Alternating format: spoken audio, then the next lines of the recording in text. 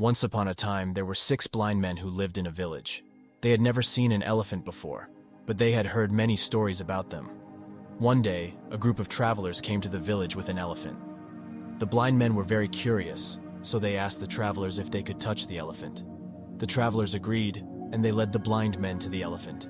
The first blind man touched the elephant's side, and he said, "An elephant is like a wall."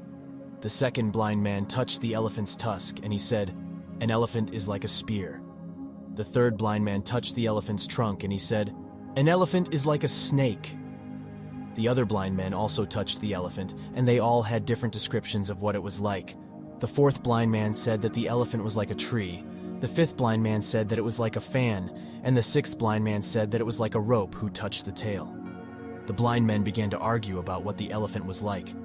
Each of them was sure that their description was the correct one.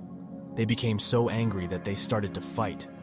A wise man who was passing by saw the blind men fighting, and he stopped to ask them what was wrong.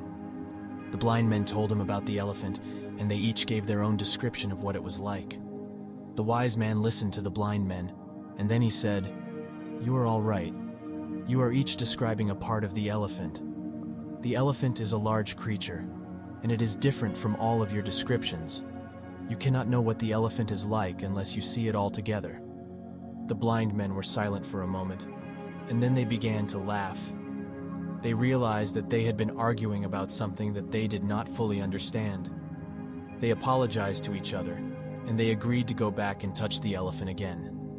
This time, the blind men were more careful.